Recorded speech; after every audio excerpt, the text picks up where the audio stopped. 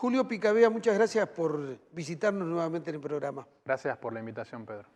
Cuando apareció la cifra del INDEC, inmediatamente dijimos tenemos que hablar con Julio Picabea, nos explique, porque resulta, yo lo decía en mi apertura hace instantes, el gobierno nacional dijo, bajó la cantidad de pobres, pero bajaron hacia la indigencia. Y en Tucumán dice, bajó la cantidad de pobres, pero subieron a clase media, porque hay gente que, aparte del subsidio que recibe del Estado, salió a hacer trabajos que antes no hacía porque estaba la pandemia. Me gustaría escucharte primero por Tucumán, si te parece el dato correcto. Sí, en realidad hay que analizar varios puntos. El primero es entender que el informe de INDEC, el último informe del INDEC, no es una foto de octubre del 2022, sino que es una foto del primer semestre de este año, periodo que va desde enero hasta junio del 2022. Ese es un primer punto para que la gente lo tenga en claro. En segundo lugar, ¿cómo mide la pobreza el INDEC? Establece una línea de pobreza, que es la canasta básica total, que es una canasta básica de alimentos, bienes y servicios que se entienden como indispensables para que un individuo o una familia puedan desenvolverse normalmente en su vida cotidiana. La canasta básica total en el primer semestre del 2022, cuando mirás los gráficos, aumentó en línea con el aumento de los salarios, tanto en el sector público como en el sector privado. Inclusive te diría que en el sector privado los salarios estuvieron por encima del aumento de la canasta básica total. Eso hace que cuando vos cruzás ingresos con canasta básica total, prácticamente no haya modificaciones en el nivel de pobreza. Vos fíjate que la pobreza en el segundo semestre de 2021 fue de un 37% y ahora está en un 36,5%, prácticamente el mismo nivel. Entonces, que se hayan actualizado los salarios conforme a la inflación explica que la pobreza se haya mantenido en un nivel similar. Hay que hacer un paréntesis ahí también porque hay que diferenciar el primer trimestre del año del segundo trimestre del año. El periodo de enero, febrero y marzo de este año, en términos relativos y en el marco de una situación social y económica sumamente compleja, fue mejor al segundo trimestre. La inflación promedio mensual en el primer trimestre del año estuvo por debajo de la inflación promedio mensual del segundo trimestre. Tuviste el efecto derrame del aumento en el gasto social en virtud de las elecciones de medio término del año pasado. Eso derramó y siguió hasta enero y febrero. Y el efecto del medio aguinaldo, que se pagó en diciembre, pero se gastó en enero y en febrero. Todo ese combo hace que el primer trimestre sea mucho mejor que el segundo. Ahora, cuando promedias ambos y cuando miras la evolución de la canasta básica total y los ingresos, te da el nivel de pobreza que calculó el INDEC. ¿Cuándo comienza a agravarse la situación económica? A partir de julio.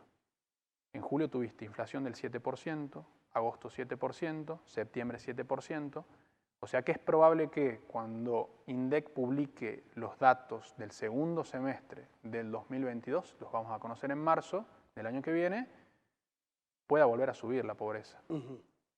Y un tercer punto que es importante también es entender que estamos girando siempre en torno a cuestiones meramente estadísticas. El aumento de un punto porcentual, la disminución de un punto porcentual. Nada de eso implica una mejora sustantiva del problema de la pobreza.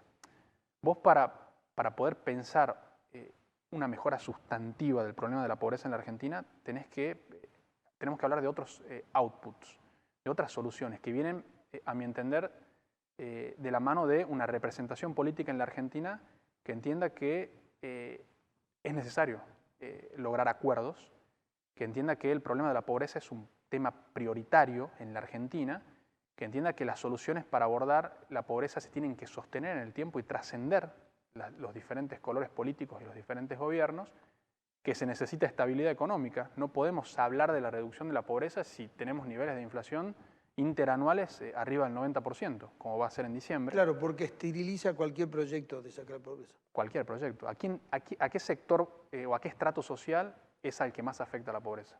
Al estrato social bajo.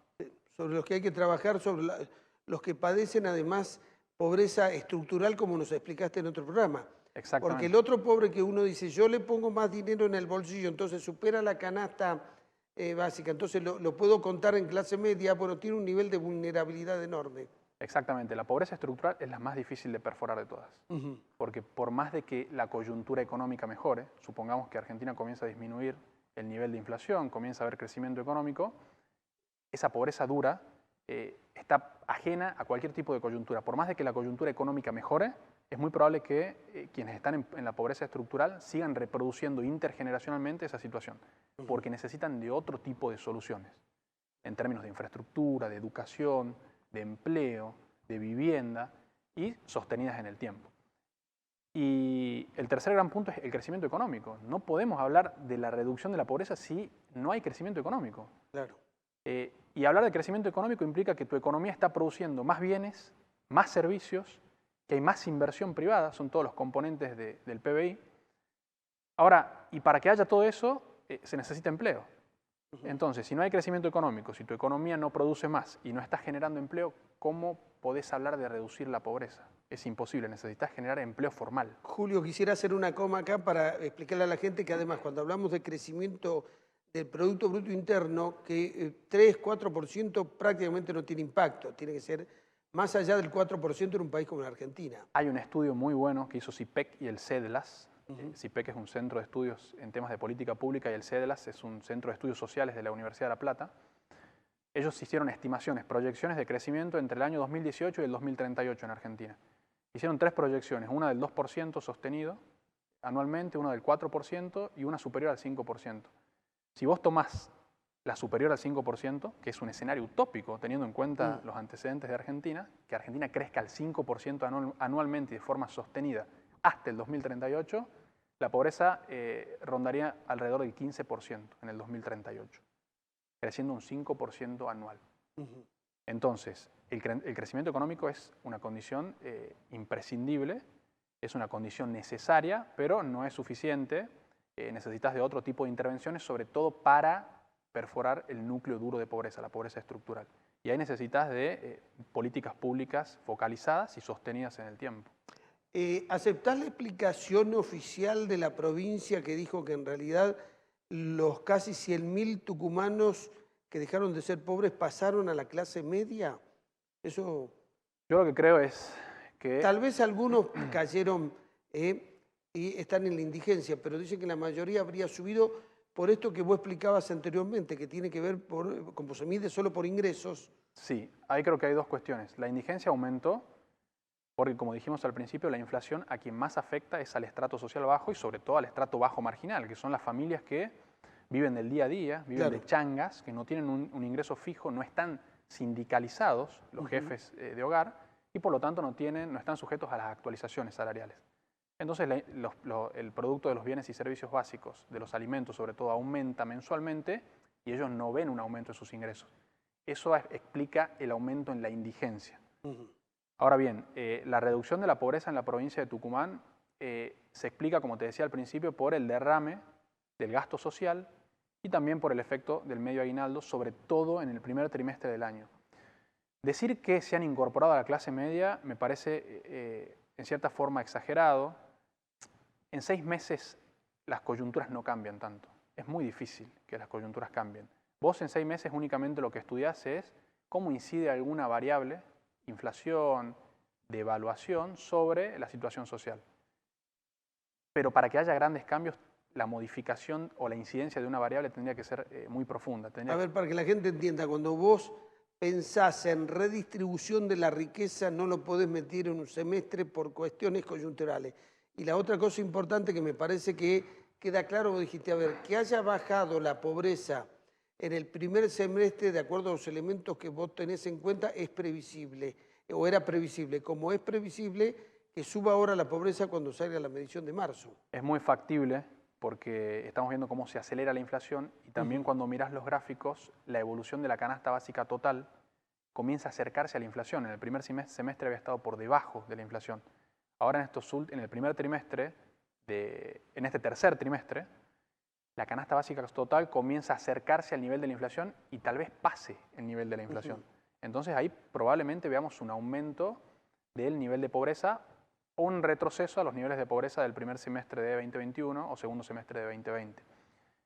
No se puede, como te decía, pensar que en un semestre las cosas van a sufrir grandes modificaciones. Son más que nada, es analizar cómo inciden algunas variables sobre la situación social, pero son incidencias marginales que no hacen a una reducción sustantiva del problema de la pobreza.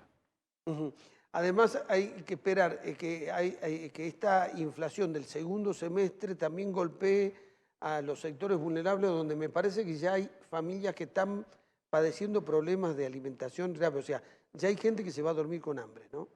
Hay un problema importante de seguridad alimentaria.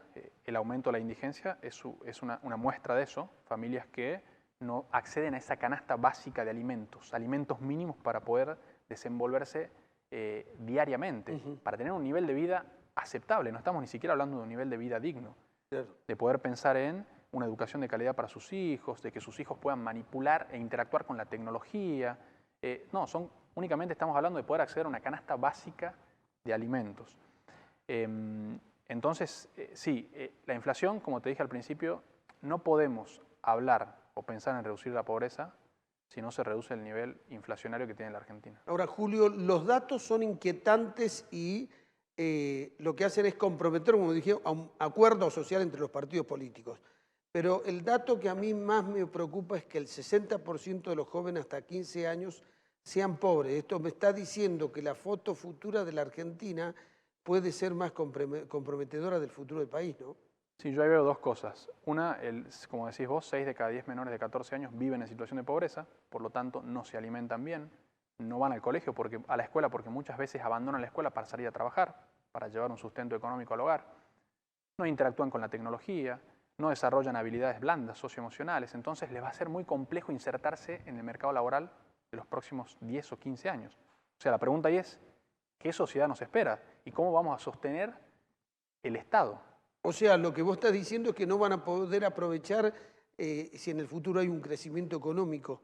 Exacto. Porque les va a costar insertarse, y si se insertan, se van a insertar, con un nivel de calificación muy bajo y por lo tanto sus ingresos van a ser bajos, les va a costar también perforar el Exactamente. ¿Cómo hacer techo? para, con 6 de cada 10 menores de 14 años en situación de pobreza y con todos los déficits que hemos enumerado, cómo hacen esos hoy niños y jóvenes para insertarse en el mercado laboral actual y futuro, que exige cada vez mayor calificación? Porque la tecnología está desplazando los trabajos más precarios. La automatización va a reemplazar la mano de obra humana en los trabajos más precarios. O sea, el mercado va a demandar cada vez mayor calificación. Ahí hay un problema.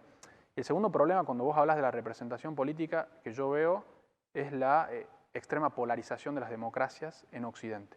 Lo estamos viendo en Brasil, con los dos partidos, el PT y el Partido Liberal, que se están disputando el poder. Se lo observa en otros países de América Latina y se lo observa en Europa.